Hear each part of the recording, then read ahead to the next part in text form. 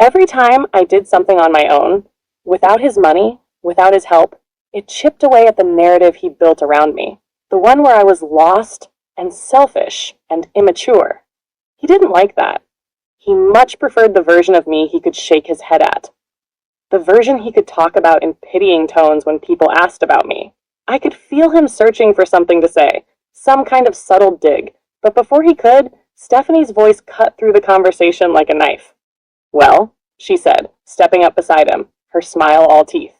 At least she finally did something responsible. And just like that, I felt the heat rise in my chest again. I turned to her, and she was beaming, like she was just so happy to see me. But I knew that look. I'd seen it 100 times before. Stephanie was the kind of person who could insult you to your face, and if you got upset, you were the problem. She was just joking. You're too sensitive. I should have walked away. I should have let it go. But I didn't. Because something about this night, about this whole thing, was sitting wrong with me. Maybe it was the name tag. Maybe it was the fact that my dad had barely spoken to me before finding a way to brush me off. Maybe it was the way the entire room was filled with people who had never really been my family. Whatever it was, I was done. I turned to Stephanie, tilting my head slightly. "You know, I was going to let it go," I said, voice light. "But I have to ask, whose idea was the name tag?" I saw the flicker of something cross her face, just for a split second. "Oh, come on," she said, laughing. "You always take things so personally." "It was funny." I nodded. "Right. Hilarious." She shrugged, sipping her wine. "You know, if you spent less time being angry all the time, maybe you'd be." I held up a finger, cutting her off. "Actually," I said, voice calm, "I think you're right." Her eyes narrowed slightly. "About what?" "About making a joke," I said, turning slightly, raising my glass. "Because now that I think about it, I have a joke too." She blinked, caught off guard. My father shifted uncomfortably beside her, and then I smiled. Slow. Easy. "I'd like to make a toast." And just like that, the room started to go quiet. Not all at once. Not immediately.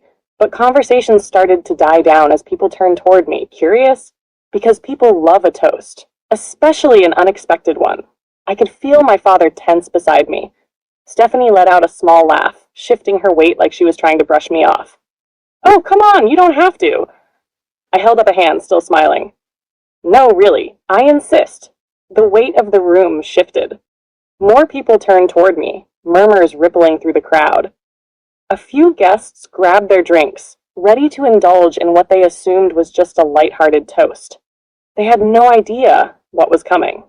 Stephanie's smile had tightened at the edges, but she was still playing it cool, still holding on to the idea that I was the same person she'd always known, the person who swallowed every insult, who let things slide, who never really fought back. My dad, on the other hand, wasn't so composed. He knew me better than she did. His grip on his glass tightened, and for the first time all evening, he looked directly at me. Not through me, not around me, at me. I let the silence stretch a little longer, letting the anticipation build before finally raising my glass. "To my father," I began, my voice light, almost conversational. "And to Stephanie, of course." I turned slightly, my smile sharpening. Because without them, I don't think I would have learned one of the most valuable lessons of my life. I paused, taking a slow sip of my champagne. Stephanie let out a small, breathy laugh. "Oh, boy. Here we go." A few people chuckled. They thought this was banter. They thought I was about to say something self-deprecating. Maybe poke fun at myself. Smooth things over like I always did.